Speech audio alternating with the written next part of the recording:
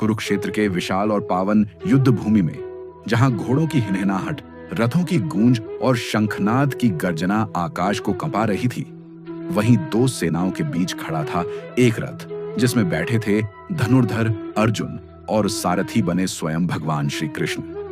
यह दृश्य केवल एक भौतिक युद्ध की तैयारी नहीं थी, बल्कि यह आत्मा और माया, धर्म और अधर्म, कर्तव्य और मोह के बीच होने वाला भीषण आंतरिक युद्ध था।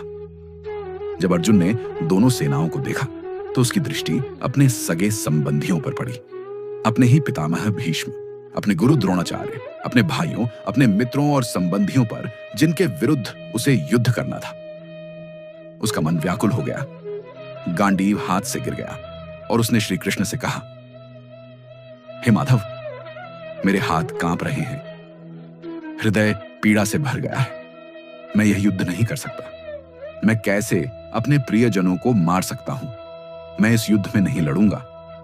अर्जुन का यह विषाद ही भगवद गीता के संवाद का प्रारंभ है। श्री कृष्ण ने मुस्कुराकर अर्जुन की ओर देखा और अपनी मधुर परंतु दृढ़ वाणी में बोले, हे पार्थ, यह मोह कायरता है, यह तुझ पर शोभा नहीं देता। युद्ध भूमि में तू इस प्रकार कैसे विचलित हो सकता है?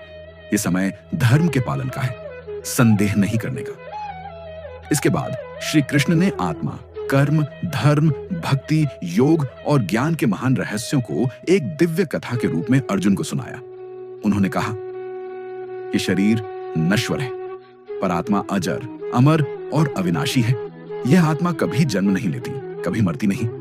जैसे मनुष्य पुराने वस्त्रों को त्याग कर नए वस्त्र पहनता है, वैसे ही आत्मा भी एक शरीर को त्याग कर दूसरा ग्रहण करती है। इसलिए तू जिसके लिए शोक कर रहा है, वे सब आत्माएं हैं, नित्य, अजर और सनातन। फिर श्री कृष्ण ने उसे कर्म योग का उपदेश दिया।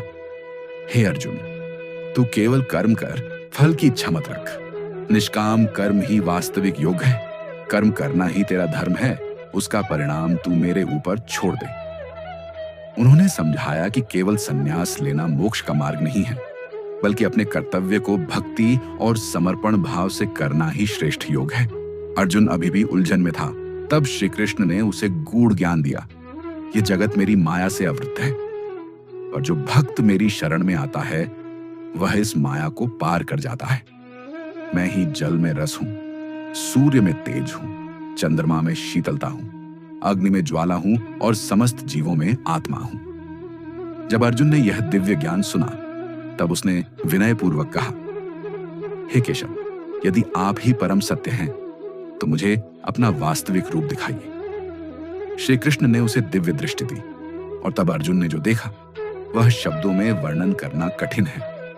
हजारों सूर्य एक साथ उदित हो जाएं, तो भी वह तेज उसके विश्व रूप के समान नहीं हो सकता। अर्जुन ने देखा कि संपूर्ण ब्रह्मांड श्री कृष्ण के विराट रूप में समाया हुआ है। उनके अनंत मुख, अनगिनत नेत्र, अग्नि समान तेज और समय का विनाशकारी रूप, सब कुछ उसमें समाहित था। वह भयभीत होकर बोला, हे देव, आप ही आदि हैं, आप ही अंत हैं, आप ही सर्वस्व हैं। मेरी बुद्धि भ्रमित थी, अब मैं जान गया कि आप ही सच्चे भगवान हैं। श्री कृष्ण ने तब भक्ति का महत्व बताया। जो मुझे प्रेम पूर्वक एक पत्ता, एक पुष्प, एक फल या थोड़ा सा जल भी अर्पित करता है, मैं उसे स्वीकार करता हूं। मेरी भक्ति में लीन रहने वाला मेरा प्रिय होता है, जो न द्वेष करता है न मोह करता है, जो क्षमाशील है, जो आत्मसंयमी है, वह भक्त मुझे प्रिय है। उन्होंने अर्जुन को सिखाया कि संसार 3 गुणों सत्व, रजस और तमस से बंधा है, और जो इन गुणों से ऊपर उठ जाता है वही सच्चा ज्ञानी और मुक्त आत्मा होता है।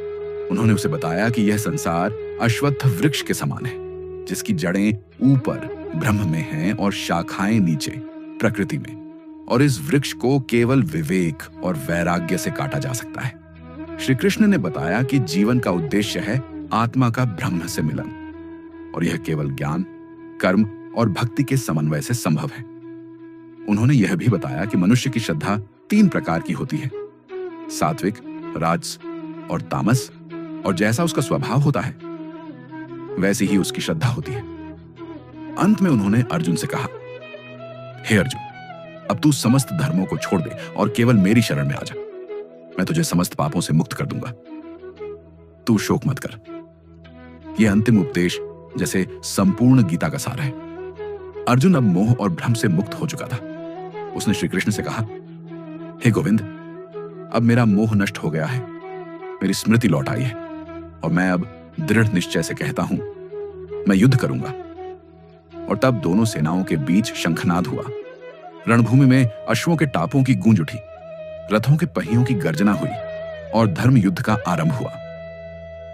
इस प्रकार भगवत गीता की यह महागाथा केवल अर्जुन की नहीं, प्रत्येक मानव की आत्मा की कहानी है।